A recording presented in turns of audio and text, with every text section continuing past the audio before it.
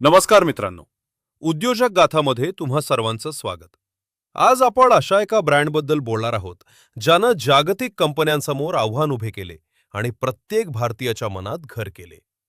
5 आणि 10 रुपयांच्या पाकिटातून सुरू झालेला हा प्रवास आज 4,000 कोटी रुपयांच्या टर्नओव्हरपर्यंत कसा पोहोचला. एका सामान्य शेतकरी कुटुंबातील मुलानं कॅन्टीन बॉय ते चिप्स किंग असा प्रवास कसा केला. चला जाणून घेऊया बालाजी वेफर्सची ही थक्क करणारी केस स्टडी. ही गोष्ट सुरू होते 1974 मध्ये.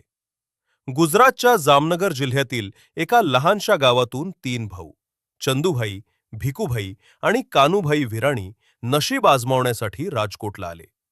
वडिलांनी शेती विकून त्यांना 20,000 रुपये दिले होते.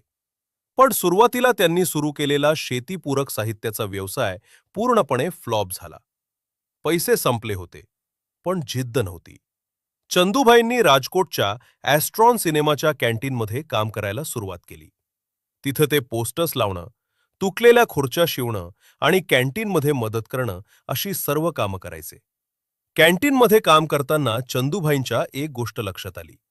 लोकांना बटाटा चिप्स खूप आवडतात, पण तेव्हा मिळणाऱ्या चिप्सची क्वालिटी खूप खराब असायची. 1982 मध्ये त्यांनी ठरवलं की आपण स्वतः चिप्स बनवूया. त्यांनी घराच्या अंगणात एक लहान शेड उभारलं आणि 10,000 रुपयांच्या गुंतवणुकीतून चिप्स बनवण्याचा प्रयोग सुरू केला. हे चिप्स ते सायकलवर नेऊन विकायचे. त्यांची चव आणि शुद्धता बघून अल्पावधीतच बालाजी हे नाव लोकांच्या तोंडी झाले. बालाजी वेफर्सनं लेस सारख्या बहुराष्ट्रीय कंपन्यांना कसे हरवले याची 3 मुख्य कारणं आहेत.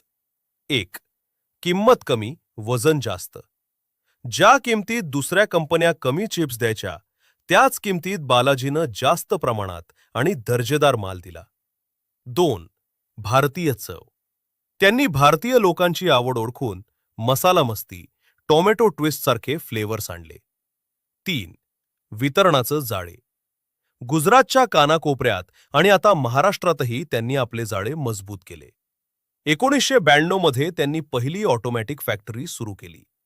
आज बालाजी वेफर्सकडे 5,000 पेक्षा जास्त कर्मचारी आहेत आणि विशेष म्हणजे यातील 70% महिला आहेत. आज गुजरातमध्ये वेफर्स मार्केटमध्ये त्यांचा हिस्सा 70% पेक्षा जास्त आहे. जागतिक बँकांनी आणि मोठ्या कंपन्यांनी त्यांना विकत घेण्याची ऑफर दिली, पण चंदूभाईंनी ती नाकारली, कारण त्यांना हा स्वदेशी ब्रँड मोठा करायचा होता. मित्रांनो, चंदूभाई विराणी यांचा हा प्रवास आपल्याला शिकवतो की व्यवसायात क्वालिटी आणि ग्राहकांचा विश्वास असेल तर तुम्ही शून्यातून विश्व उभे करू शकता. कॅन्टीन बॉय ते 4,000 कोटींचा मालक हा प्रवास फक्त कष्टाच्या जोरावर शक्य झाला. तुम्हाला ही उद्योजक गाथा कशी वाटली? कमेंटमध्ये नक्की सांगा.